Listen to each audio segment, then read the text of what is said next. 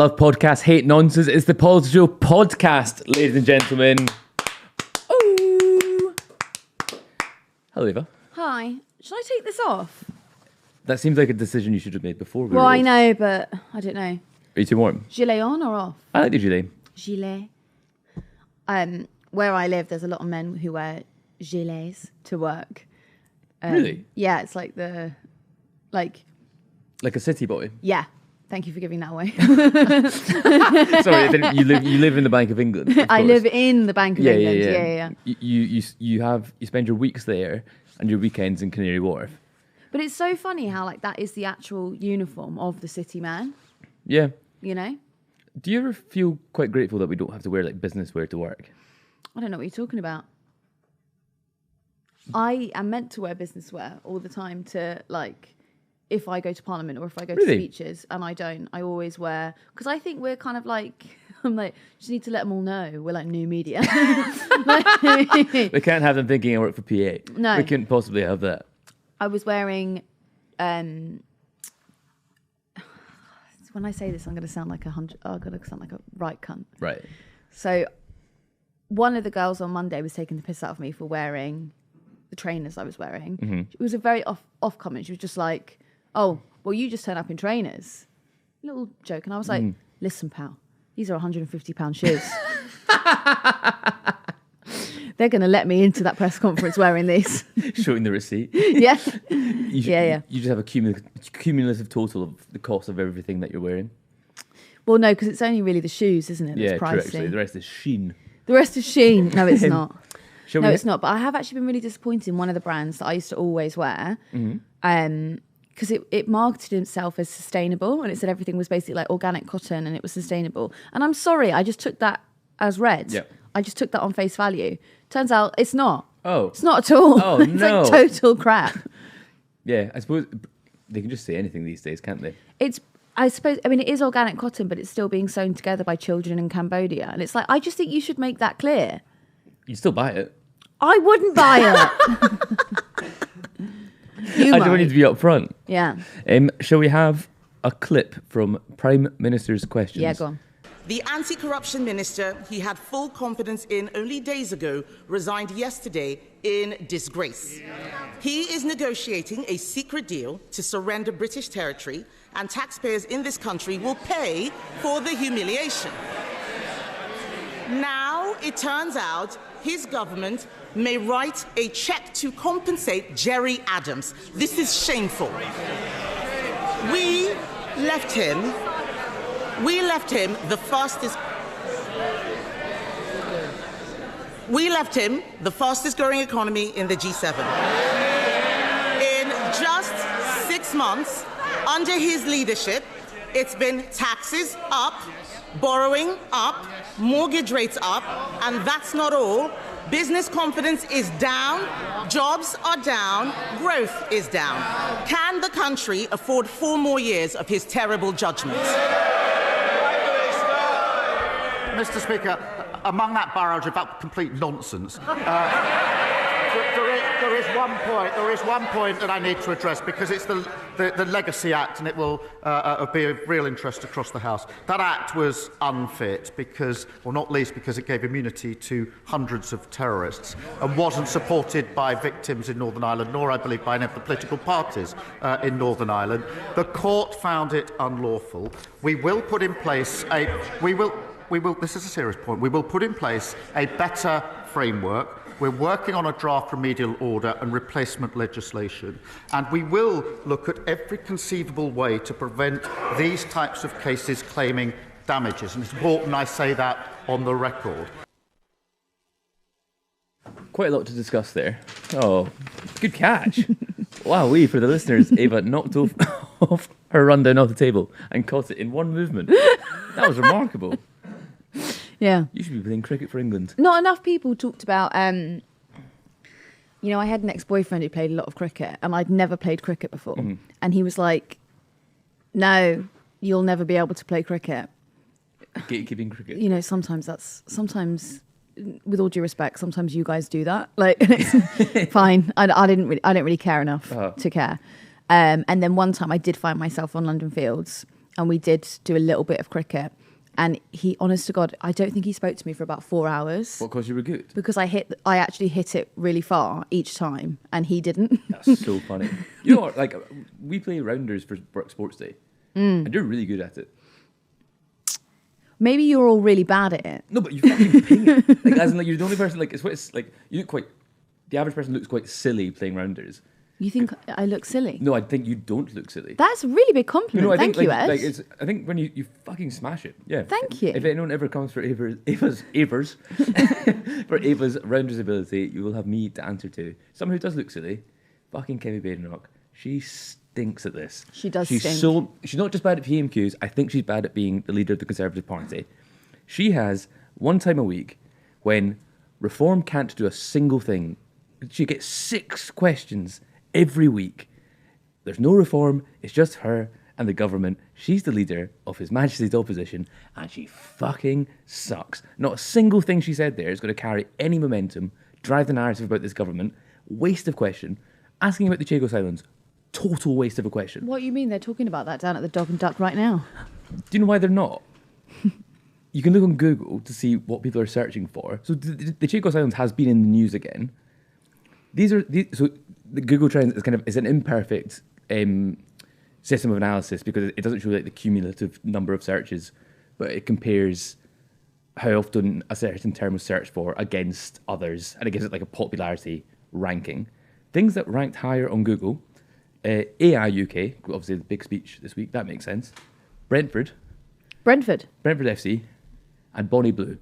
She would have been better asking about any of those things. She should have asked about Bonnie Blue. She should have asked about Bonnie Blue. Prime Minister, how on earth did that woman get ran through by 1,000 men in one sitting? I'm honestly just asking. And look at her hair. It didn't even move.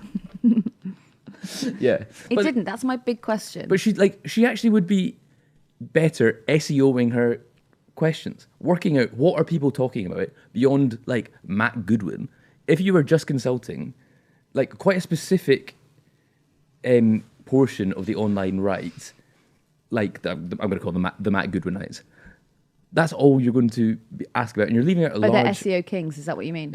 Not even the SEO kings. She's not asking the SEO kings. She's asking like just the online portion of the Tory movement specifically, not like the right, not the small C Conservatives. Like online Tories are talking about this, and so she should be talking about this, and it's bad. She's making Starmer look good every time. A lot of them are overly focusing on what's on Twitter, which is extraordinary. Keep doing it. It's going to win you an election. Do you know what she said about the grooming guys being like the biggest story of the past week, 2 weeks? The one thing she said of note, really, is she said they're all peasants. Yeah. I thought that was excellent. Like, they're quite like what they're like peasants. Their class background within their racial background. They're all fucking. They're peasants from the subcontinent. Yeah. What are you talking? And I can say that. Like I'm allowed. No one else will, but I'll say it. Peasants. Right. Right. Okay. Thanks, Kemi. Yeah. It's interesting when you think about like the whole outrage about that grooming gang scandal was that the one of the furors was about classism, and she's just like more of that. But it's also like a weird like, is it colonial? Is it like it's a weird othering of them even further? Like they're not just Pakistanis. The peasants are raping. They're Pakistani peasants. They're not from rural Pakistan. Don't get twisted, pal. They are peasants. It's such a weird distinction to me. Why is that what you're focusing on? She is great, isn't she? She's really good value.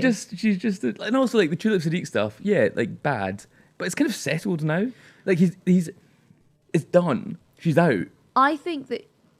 Okay, can I tell you about a distinction I thought of this morning? I haven't made up my opinion on this yet in my mind, but a distinction when I was listening to Radio 4 and Nick Robinson was interviewing Darren Jones, and he was like, don't you think it's unfair that you present yourselves as the party of working people and then you've got cabinet ministers who are taking property and backhanders, da-da-da. And I was thinking about that question and I was like, I don't think that was the argument about Keir Starmer when he was taking those tickets from the Premier League. The argument was it's bad. It's who are you taking it from? Who are you taking the product from? So the concern with Keir Starmer was, you're about to regulate the Premier League.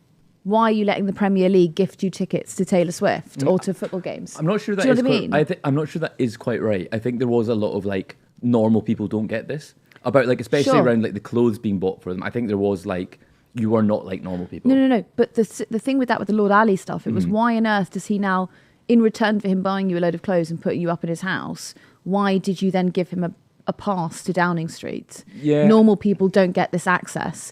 Because the donation stuff, I think, is like a bit, it's so nuanced. I think that it is absolutely fine to donate to a political party. You do it if you're a member of a political party. You do it actually if you're a member of a trade union. Or if you've got a democracy voucher. Well, hang on. You backhand contribute to their donations, right? The problem is, what do you as a donator expect in return? And you as the average Joe and part of a trade union, you expect representation in government, right? Collectively for your, sector. Yeah, for your sector. But if you're an individual and in return you expect to get a Downing Street pass, that's a problem. Yeah. I think you're right, but I also don't think that's what people were necessarily saying at the time. Well, do you know what? The people need to be told what to think. No. I'm letting you know right now. Oh, buddy, don't I know it? They talked. Sherry, our Sherry. talked while that clip was playing. We someone was going to joke of just saying, instead of it's not Jerry Adams, it's Masherie Adams, which hopefully will catch on. Masherie. Jerry Adams if he was French. Stevie Wonder sang about him, didn't he? Was that Stevie Wonder? I don't know. My Sherry Amore? No. I don't know. Maybe. Okay. Sherry, Sherry, baby. Yeah, that's great. So basically, big play for My Sherry Adams, who's vindicated by the once again profiting off the state. Yeah. If Disney hadn't put that disclaimer in at the end of the I've seen it. That is so funny. Have we talked about that before? I think we have talked about it. We can talk about it again. In Say Nothing, which is a very good dramatisation of the novel, not the novel, the book by Patrick Radden Keefe about the troubles in Northern Ireland. They depict Jerry Adams, named explicitly as Jerry Adams, partaking, organising IRA activity, and at the end it's just Jerry Adams says he's not in the IRA. Which is just so funny. And I was watching actually quite recently, it was an interview Andrew Marr did with him about 10 years ago. I don't know what it was hooked on, but just in the middle of it, Andrew Marr was like, why didn't you join the IRA? It's like, I get asked this question all the time. It's like, well, yeah. Because it might catch you out. It would have been it would have been a good movement for him, wouldn't it? It might have aligned with some of his beliefs. He had a lot of shared interest with those guys. I think he had a lot of shared interest with them. You might even know some. And they needed a fresh leader. Anyway, so big play for My Sherry Adams, who will be competing in the seat of Aberdeen South. Yes, this is great news because now he has a war chest. Yeah. To take Aberdeen South. As Sinn Féin. As Sinn Féin. Yeah. As the real Sinn Féin. As in opposition to Stephen Flynn in official Sinn Féin. Stephen Flynn in official Sinn Féin. Yeah. Yeah, but see, My Sherry Adams, he'll say he'll run for Sinn Féin, and look, none of us will ever know if he actually did run for Sinn Féin. In 20 years' time, there'll be a documentary about how he ran for Sinn Féin in Aberdeen South, and it'll be like, Sherry Adams was never actually in Sinn Féin. Just Jerry Adams wearing a wee beret. Anyway. Because he's Sherry Adams. Look, who are we to comment? That was good. That was... I do think the Jerry Adams thing does maybe speak to... Sherry Adams, excuse me. Masherie Adams. The Masherie Adams thing does speak to this government's lack of foregrounding. Like, they should have seen this a mile off. If you were like if the action they're taking... They don't like it though, do they? Starmer doesn't like what's been proposed. He's like, it doesn't benefit most of the parties involved. That was quite good. But like, if they're going to do this remedial order, which basically the argument is that the legislation that the Tories introduced was found to conflict with people's human rights, essentially, and there was a bit of legislation in 2023 which banned people interned illegally in the 70s from claiming compensation. And if that can be framed, I think they should have like an op, someone just an internal op to be like, lads, this could be spun as we're giving Jerry Adams some cash, fellas. They should be out ahead of this. Well, yeah. Yeah.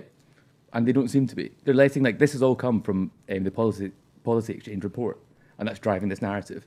But in their defence, if it's come from the policy exchange report, give them a minute. No, but you should be thinking about that beforehand. Anyway, I don't know why we wouldn't compensate my Sherry Adams. I don't know. On your own. Political prisoner. Should we do another clip? Yes, okay. No, what do you want to say? I was going to say, it was quite... Kay Burley and Darren Jones were like, are you happy that Jerry Adams will be compensated before Alan Bates? You're lying. Was that the... Are you joking? Was that the question? That was the question. And also, if Jerry Adams is due compensation... Are you happy that Jerry Adams... It happened in the 70s. Like, he's first in the queue. He's first in the queue. Jerry Adams will be compensated before Alan Bates. Do you know what they actually need?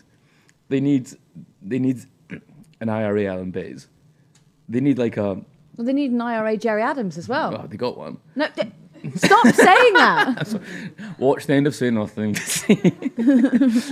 But they could have like someone who was interned incorrectly due to faulty intelligence and be like, this is what the compensation is for. They need like a focus. But then also, the people's attitudes towards Irish republicanism in Great Britain is probably so toxic, and there's no actual electoral benefit to doing something like that. Wait till you find out how the Irish feel about us. Guy who doesn't know about Ireland. Absolutely incredible clip I saw the other day. This comedy skit. A guy was like, where are you from? And this girl's from Belfast. And on the other side, he's like, where are you from? And she's like, oh, I'm also... She's really vague. She's like, I'm also from Northern Ireland. He's like, oh, you're Irish? Like, oh. And then the other girl's like, don't worry, I love the English, it's absolutely fine. This English/Irish girl is like, were your parents Irish? She was like, no, my dad was actually, her words, a coloniser. And turns out her dad was in the British Army. The Irish girl, the Belfast girl goes, did you shoot my uncle? And the English girl goes, probably. Oh. It's like the most uncomfortable turn. It was amazing. That comedian just like struck gold. That was a really long story, sorry. And that was real? Yeah. Whoa. I should find out the name of the comedian because it really was good. Give him a shout out. Do you know my theory about, well, not the Troubles, people, the Troubles media. The Troubles is, to men of my generation, our generation, what World War II is to our dads. Well, why? Did you have something to say, Sean? Why is that bullshit, Sean? As in like a hero complex. No, like we're interested in it. We're reading books about it. We're watching TV shows about it. Is that all right? Can we carry on now? Yeah, fucking. Thank you. Honestly. Fucking hell. Do you know what I mean? Goes to Dublin once. Should we have another clip? He's not even from, you know that. He's from Bolton. Sean Hickey's from Bolton. What that girl on the Traitors is doing with the Welsh accent. What did you have for lunch, that's what Sean Sean? does at work. I've got soup in the fridge. Oh, right, yeah. What's in that soup?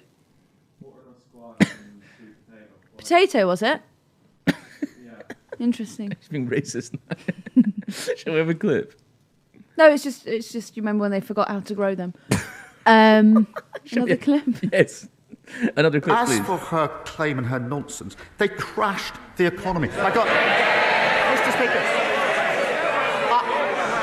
I got a letter this week from a Tory voter in a Labour seat. I hope they don't mind me saying who it was. It was Liz Truss.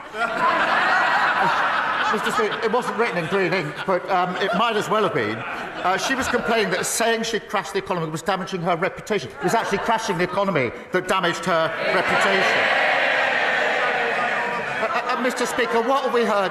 All they've got is complaining. No defence for their sorry record. They don't even acknowledge it. No ideas, no policy. They're like a blank piece of paper, blowing hopelessly in the wind. No wonder the country put them in the bin. Put them in the bin. Liz Truss catching strays there from the Prime Minister.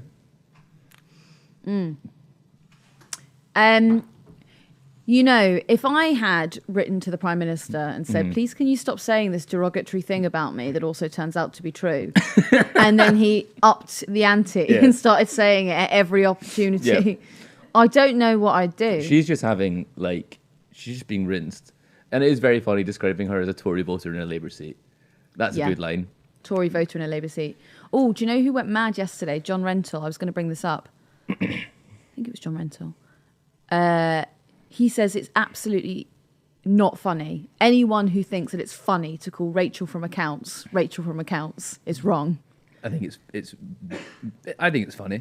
I would own that. If I was Rachel Reeves, I would own that. Would you get a wee like name badge? I would. I would change my Twitter name to Rachel from Accounts, and then I'd turn it into like a, you know what you want from your accountant, it done right. Yes. You know what I mean? Yeah. I'm good at balancing the books. I would run like accountant. the wind with that.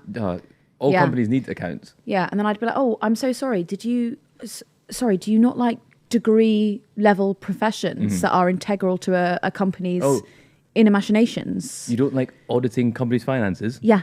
Oh, you like... That's interesting. The Reform Party, which isn't really a party, it's a limited company. Tax fraud? Not when I'm on the books. Absolutely. Is that what you like? You like tax fraud? I'm going to audit this country. Imagine Rachel Reeves with a personality pivot and just started doing things like that. She appears on the Halifax advert. Started appearing in the ballot box in character, in a costume. I'd play right up to that. I'd be like, I've just been in the accounts department. Some of you with more than 2 brain cells might call that the treasury. Yeah.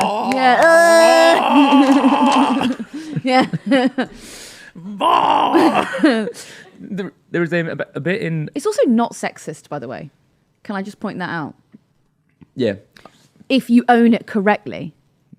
Because if you own it, you can go, oh no, is it sexist to say that I have a high level and high paying profession? Yeah. Is it sexist to say that I'm literally the Chancellor of the Exchequer? Yeah.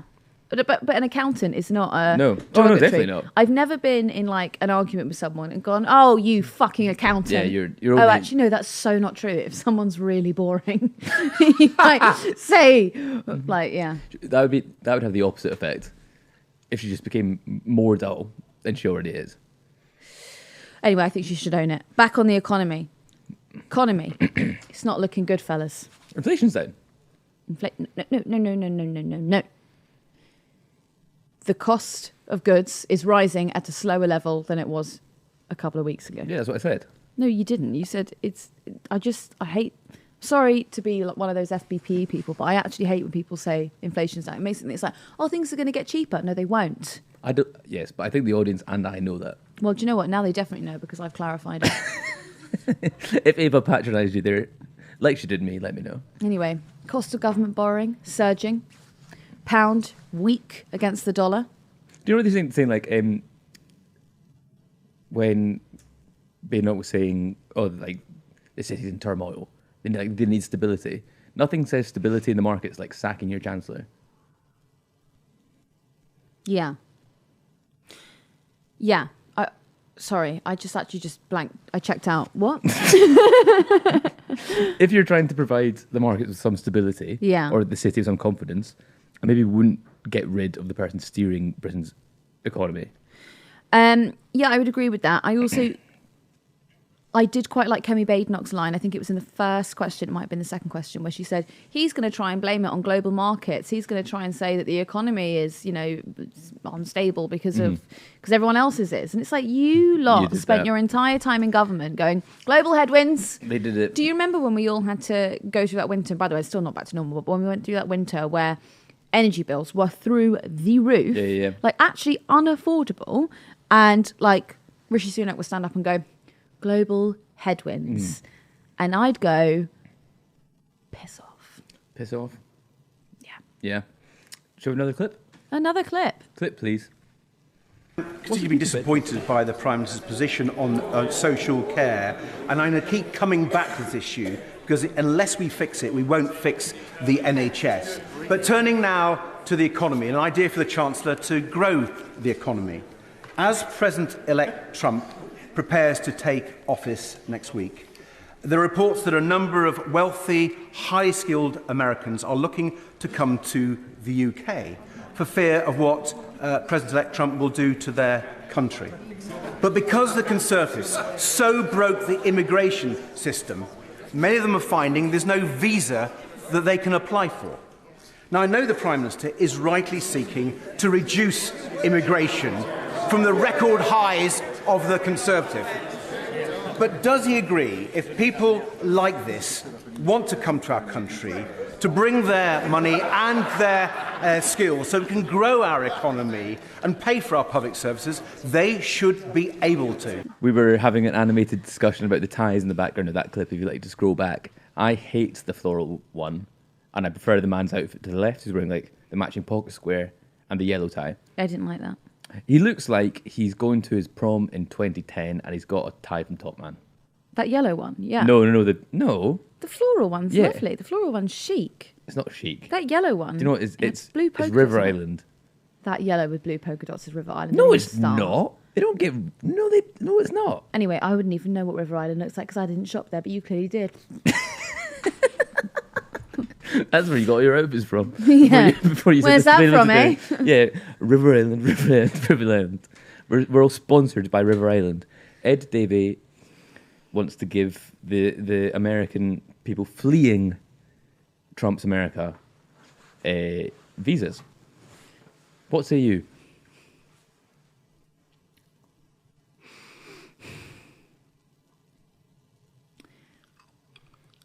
All right. Look. But this is one of the only example of that I can actually think really matters is probably women who are trying to get reproductive rights, but they've already been within that challenge, or the parameters of that challenge under the Biden administration, because that's already come into force in loads of states, right? Fleeing America to come to the UK. Come on. But I think there is a difference between, like, he's not suggesting like refugee status. It does seem a bit odd that we don't have a UK-US visa scheme. Do we not? I'm sure we'd love one. Can't a company sponsor someone to come over and work for them? They can definitely sponsor them, but making it easier. There's an article in the FT weekend. Well, the US can't afford a brain drain. Honest to God, I saw a tweet yesterday that was like taking the piss out of how the UK puts the date before the month and then the year. And then someone was like, you do that with 4th of July. And then another user replied, that's a name, not a date. Yeah. 4th of July is a name, not a date. They can't afford any more brain drain. They've got to keep people who have a couple of cells over there. Do you know what I mean? Did you find, this is purely anecdotal and actually not really, probably doesn't really pertain to anything, but we both studied in the US for a year. Did you find the classes easy? Are you joking? It was like the piss easiest thing I've ever done in my life. Yeah. Like astonishingly easy. Yeah. I came back to uni for 4th year. I was like, what the fuck? It actually ruined my ability to write an essay. Yeah. I didn't have to write an essay. My final exam was like, write 300 words. Yeah. And it would be like, but it's explaining what was in the text you just read. Well, it's like comprehension. So mine was like, it was comprehension. Yeah. It was exactly that. Yeah. My God. And we did maths. We had to do maths 101 or something like that. Did you have to do that? No. I don't know why we had to do that. I think it's because mine was a humanities degree or something. Right. And you had to have some kind of STEM or whatever. And I couldn't believe it. I actually had to go, because you're marked, part of your grade, 20% of your grade is actually turning up to the classes. Yeah, that's why I did not do well. Well, so I had to turn up and watch someone go like 2x equals 6. What's x? How would you go about working that out? And I'd go, I don't know. Let me consult my GCSE maths. Let me go to like my year 6 textbooks and have a quick look. It is one of these things. It's just like what Ed Davey is suggesting is ultimately just for like extremely privileged, wealthy people who have the capital to be able to come here anyway. Immigrate. Well, I suppose they can't come. The only obstacle is actually, I suppose, the immigration system. I suppose a swap wouldn't be so bad, would it? Wouldn't be. I don't really understand why we don't have a UK-US visa swap system. It's because I suppose because everyone wants one. What, with the US? Yeah. Yeah, but a lot of US people want to come to the UK. Yeah, I guess so. Do you know what I mean? It just feels sensible, actually. But I think it'd be a much more one-way flow. Okay. Like, more Brits would rather live in New York than Brits would come to London. Should we do a final clip? Yes. Matt Vickers. Thank you, Mr. Speaker. Margaret from Stockton is furious. Stockton's Labour Council are axing her weekly bin collection, scrapping free high street parking and closing her local recycling centre, all while employing a ridiculous number of people on £100,000 salaries. But she's even more furious because they're taking on another one. Behind closed doors, probably in a darkened room, they've created a new interim role for the managing director's best mate on £900 a day. It's never been approved by the council. It's never been advertised as a job. Margaret's right to be angry, isn't she, Prime Minister? I just thought his delivery was really funny. You liked that, didn't you? I thought it was really. I just thought she is furious. In a darkened room. Yeah. Why is he doing like a bitchy statement? But also, the darkened room, what does he mean by that? I don't really get that. He went in there. I don't know what went on. Oh my God. But now he's on £900 a day. I don't think it's that. This is not for sure. Something went on in that room, Prime Minister. I don't think it's that at all. I'm not saying what happened. I'm just asking questions about Margaret. Something happened to Margaret, Prime Minister.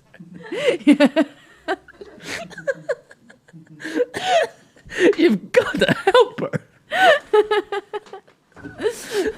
Unless she's been stuck in a darkened room. They know all about darkened rooms, don't they? Oh, yeah. Oh, one of your mates. None of you have ever had the light on. Like you've darkened the room for the whole country. Oh, that was good. That was just a fun one for the end. Yeah, good. Thanks Thanks for joining us. Oh, no, I tell you what we should do an intro to. This is not the end. Is it not? This is not. What's going on? You're going to be joined by Laura Beveridge next. Laura Are you? Yeah. Don't No. worry. Not with you. Laura Beveridge is going to speak to someone about the youth mobility scheme. Oh, on this episode? Yeah. Oh, cool. Excellent. Great. So I that's hope you going to be enjoy that. next. Yeah. Anyway, so this is the end of our voices. The next voice you'll hear won't be mine or Ed's. Or mine. It'll be Laura's. And what a surprise to both you and me about that. What a treat. Laura and someone else. Naomi Smith from Best of Britain. Excellent. Best That'll be for great. Britain. I hope you enjoy that. I think there'll be less darkened room chat. Laura is sitting in a darkened room. We've got to help Laura and Margaret. They're trapped. We are paying their jailers £900 a day. Yeah. Okay, we'll enjoy that chat with Laura. Cheers. Hi Naomi, welcome to PoliticsJOE. How would you like to introduce yourself? Hi, I'm Naomi and I run a campaign called Best for Britain, which is all about fixing the problems Britain faces after Brexit. Today, the Liberal Democrats have tabled a motion to trigger a vote on an UK-EU mobility scheme. What is that scheme? Well, that's a very good question because we have 13 youth mobility schemes already in the UK with countries all around the world, from Uruguay to Iceland to Japan, New Zealand, Australia, but we don't have one with the EU. And what this bill is aiming to do is to try and convince the government that it would be a really good idea for us to unclip the wings of young British people so that they can get that opportunity that listeners as old as I am had when I was younger, that ability to go and live, work, study, fall in love, learn a new language across 27 other countries on our doorstep. So, yeah, I really hope that the government is listening because it's a very, very popular policy and a lot of people want it. So, yeah, that's what the bill is all about doing. And youth mobility schemes are very, very different from things like freedom of movement because they require you to get a visa, you have to apply, you have to pay to apply, they're time limited. So when the time is up and your visa runs out, then you go home to the country that you were brought up in. You spoke a bit about some of the benefits that young people might get from this, but I was wondering if you talk a bit more about what the specific benefits might be and also if there would be any benefit for British business. So I think one of the clear benefits of youth mobility schemes is giving people the opportunity to immerse themselves in another culture. When we talk about anything to do with moving people around and migration, we often focus on the economic benefit of it. And I'll come to your question about business in a minute, but I know a young woman who trained as a hairdresser, and her dream was to be able to go and do hair and makeup in Marbella, 10 weekends and weddings and women on holiday and making them all look gorgeous for their nights out. And she can't do that now because she could only go and stay for 90 days under the deal that we've got currently with the EU. We're limited to 90 days that we can spend as British passport holders in the EU. So it's about giving people the opportunity to fulfill their dream, learn a language, meet new people, and then come home with all of that amazing experience and skills and connections and networks, and thrive once they're back in the UK. So that's one amazing opportunity. For businesses, well, here in the UK, a lot of businesses have vacancies that they can't fill. We've actually got quite a low unemployment rate here in the UK at the moment. And when you look at some industries like hospitality, they really benefited when we were members of the EU, because lots of young Europeans would come to the UK, different parts of the UK, and work in those kinds of jobs, whether it was making coffee or serving tables or working in our amazing arts industries, like in theatres and things like that, or in social care, healthcare. All of those kinds of professions we know are really struggling to fill the jobs that those organisations need to grow and flourish and deliver for British people. So I think most sectors of the economy would really benefit from a youth mobility scheme too. But I do want to stress, for me and for a lot of people, it is about the cultural and social impact. Letting people go and live and work and study in another country is just brilliant for humanity. Given all of that, are the Labour Party planning to back this motion today? I don't think they'll back the motion today, but what we need to remember is that this does a couple of things. First of all, it raises the issue in Parliament. That in itself is a fantastic thing. Making sure that the government see the breadth of cross-party support for this issue, but really importantly, how much voters want it. So one of the things we do at Best for Britain is a lot of constituency level polling.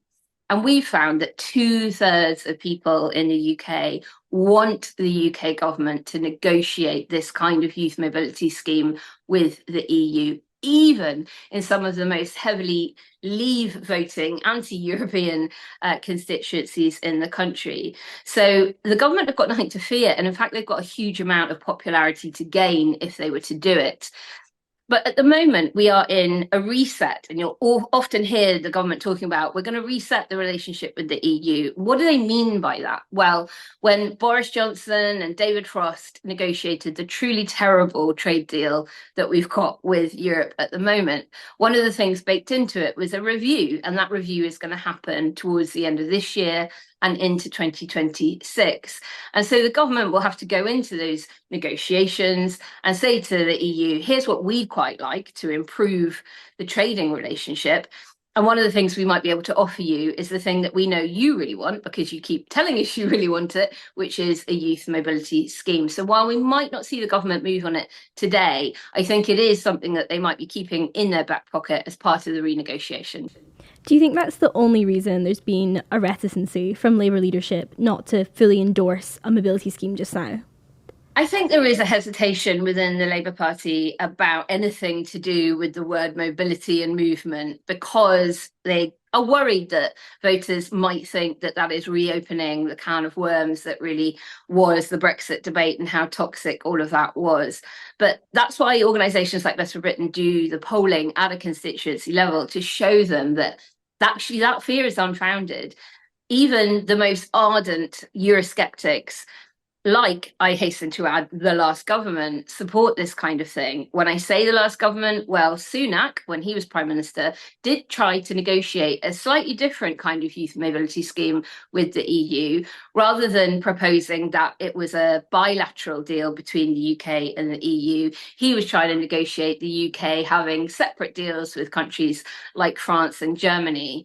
But the EU would like it to be a pan-European scheme with the UK. So when you even got people like George Eustace, who was an MP, he was a minister at DEFRA, and before that, he was a UKIP councillor, so very much on the Eurosceptic wing of the Conservative Party. Well, he's in favour of a youth mobility scheme. So I don't think Labour have got anything to worry about. I think they're beginning to hear that. And if listeners like those of your podcast write to their MP, particularly if it's a Labour MP, to let them know that they're in favour, then I think that would be a really good thing, so that they can hear from their own voters that, hey guys, this is something we really want.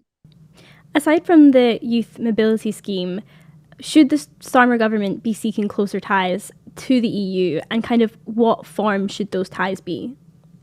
Absolutely, the Starmer government should be, and I think is, seeking closer ties with Europe. They keep telling us that they are, and that that's what they want. And when we look at the situation that Rachel Reeves has inherited and the really parlous state of the economy, coupled with their ambition for growth, and they keep restating that ambition for growth, then they do need to prioritise a closer trading relationship with Europe. Now, what do I mean by that? Well, there is a huge amount of friction at the border at the moment. A lot of people have stopped trading with Europe completely because of the cost of doing that. It's become more difficult in terms of the rules and regulations that UK producers have to meet in order to get their product over the border and through the checks now that are going to be done. And so they're shutting up shop in some cases, or just not trading at all. And that means that trade as a percentage of UK GDP is at risk. There aren't many levers left for Rachel Reeves to pull to get growth. It is a very difficult economic climate globally, and particularly here in the UK. So if they do want to fulfill their ambition for growth, then I think they need to pursue a couple of things. A youth mobility scheme is one, but something that sounds a bit more technocratic and boring is actually very, very important. And that is something we call beneficial alignment. That would really help give businesses the stability and the certainty and the confidence to plan and invest in their own businesses, in order to understand what regulatory framework they need to be producing goods for. Because if you're in an alignment with your closest trading partner, then you're all producing your goods and products and services to the same quality, control and safety standards, and meeting each other's regulatory requirements. If you diverge and you go too far away from those, then of course EU is going to say, well, we can't be sure that your products are safe for our consumers here, so we need you to also prove that you're meeting our regulatory standards as well. And that means that you're doubling the amount of cost to certify your good or product to be safe for both sale within the UK and into the EU. So regulatory alignment and a youth mobility scheme would be two things that the government, I think, should be thinking very, very hard about as they enter into the review of the Brexit deal. On trade, one of the things that Best for Britain is calling for is for the government to implement recommendations from the Business Select Committee that include for the Business Select Committee to include a UK trade board. What would that do and why? So one of the things that Best for Britain came up with was this concept of an OBR for trade, so an independent board of trade on a statutory footing. And what that would do, by being independent of government, unlike the current Board of Trade, which isn't, is it would allow them to do impact assessments on changes to trade deals and any new free trade agreements that the government is signing with other countries around the world. And those assessments could look at things like, okay, well, what will the impact be on Scotland, Northern Ireland, Wales, the Northwest, the Southwest, etc., but also on particular industries. So, for instance, when we signed the New Zealand free trade agreement under the last government, under Conservative government, the impact on GDP was forecast to potentially even be negative, and the impact on Welsh hill farmers, that produce lamb, was going to be even more difficult and potentially catastrophic for some of those farmers. So what an independent Board of Trade could do is to assess those impacts, publish them, and then Parliament would be able to vote with that knowledge in their hands to say whether or not this was something they thought the government should or shouldn't be pursuing. Sweden has got a really good independent board of trade, and that's the kind of thing that we think the UK government should model their board of trade on. Does that mean that all trade agreements should come under scrutiny from the House of Commons? I think most things that the government does should come under scrutiny from the House of Commons, but especially things as critical to our economic health as trade agreements. But not just our economic health. You've got to think about things like standards and regulations, environmental commitments, human rights abuses. When we talk about a US trade deal, which for the record, I don't think is going to happen anytime soon, you often hear people talking about chlorinated chicken and hormone-filled beef reaching UK supermarkets and also potentially causing some changes significantly to our National Health Service in return for our trade deal with them. The US would probably want some kind of access to our health service. So I think what I would be recommending is that government is able to be confident in putting forward to Parliament their proposed plans for any changes to existing trade deals and any future trade deals they might be signing, so that MPs from across the House can take a view and scrutinise properly what the government is up to. Now, that's not to say the government isn't being scrutinised at the moment. There are select committees, of course, that scrutinise the work of people that are looking at our trade deals, whether they sit within the Department for Business and Trade or with the minister who's looking after our renegotiation with Europe, Nick Thomas-Symonds. So there is some level of scrutiny, but I think there can never be too much in a democracy, and it'd be great for Parliament to get a little bit more involved in having a say over the trade deals that we're signing. You mentioned the US there. Do you think that a closer alignment with Europe will make us more or less favourable to President-elect Trump? So I think what you've got to do is prioritise. It's not about making a choice. It's not either or. It's not, okay, we are only going to think about doing deals with Donald Trump and therefore we cannot pursue them with the EU or vice versa. But what the government will be mindful of is the fact that trade declines with distance. So all over the world, people tend to have closest trading relationships with the countries nearest to them. And we're really lucky that we are on the border and share a land border with, in Ireland, a huge single market, a really powerful economic bloc. And in an era of protectionism and sort of deglobalization that we find ourselves in, it's even more important to hug close your nearest and largest and most important trading partners. So our advice to the government is prioritise the relationship with the EU. And then if you manage to get some stuff out of the US as well, then great. But all economic models and forecasts of what a US trade deal might deliver are far smaller than those that a deeper and more significant comprehensive trade deal with the EU can deliver. I know you touched on the fact that from your polling, even some Leave voters are in favour of a UK-EU mobility scheme. But for those that might argue something like that is a reversal of Brexit against the kind of democratic will that was displayed during Brexit, what would you say to them? Well, it's just not true. If only a youth mobility scheme was akin to freedom of movement. Unfortunately, for people who are very pro-European like me, that's simply not the case. So youth mobility schemes are time limited. Governments negotiate a cap on the numbers. So they might agree with the EU that we'll accept X thousand of your people for X thousand of our people. And they run out after the time is up and there is no route to residency at the end of it. And Leave voters know that. Voters aren't stupid, no matter how they voted. They understand that that's what this is about, and that's why they're supportive of it. But it's also really interesting to look at the numbers when you can analyse the existing schemes that we've got. So I mentioned we've got 13 with different countries around the world. And we look at the most recent data for that. 23,000 young people came to the UK in 2023 under those schemes.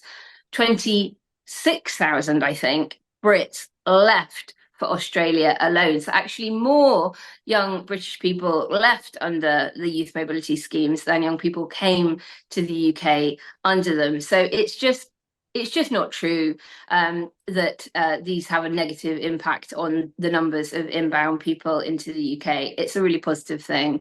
And Leave voters know it, and I think the government know it too. And that they are learning not to be too frightened of policies like this when it comes to their electoral success, because they're popular.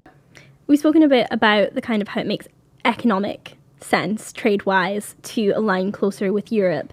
But what are the risks if we don't establish closer alignment with the EU? One of the big risks is divergence. So when we left the EU, one of the things that the then Tory government did was something called the Retained EU Law Bill, where we took existing EU law that we'd signed up to, that we wanted to keep, and we put it on the statute book here in the UK. But that's like a snapshot in time. That was the laws as they stood then. But like all countries around the world, the EU as a bloc is constantly refining and changing its rules and regulations. But here in the UK, if we don't mirror that, then we diverge. So let me give you one example. And it sounds very unappetizing, but it's an ingredient called titanium dioxide. And it's usually used in things like icing on birthday cakes or in ice creams. And the EU have banned it now. They think that there are links to carcinogenic properties in it. And so if you are a birthday cake maker or an ice cream maker here in the UK and you use that ingredient, you cannot sell that product into the EU. Whereas here you can still produce to those standards and sell within the UK. So that's just like one example of how a law can change in a trading partner. And if you don't change similarly, you diverge, and then that has a knock-on effect and impact on British businesses' ability to trade with their biggest market. So the risks of diverging and not aligning are real. So if we agree with the EU to have beneficial alignment, and I use the word beneficial because there will be times when we think, actually, we don't need to align on this thing, not strategically important for us to do that, we'll continue with British standards, then that's great. We'll be able to follow the rules and regulations that the EU have done by mirroring them in UK law, and continue to trade as we want to, and when we don't need to. But the risks are cost. It's a big cost for business if we diverge, and of course that then gets passed on to the consumer, and that means inflation and increasing pressures on the cost of living crisis. Naomi Smith, thank you so much for speaking with us today. You're very, very welcome. It was an absolute pleasure to be on.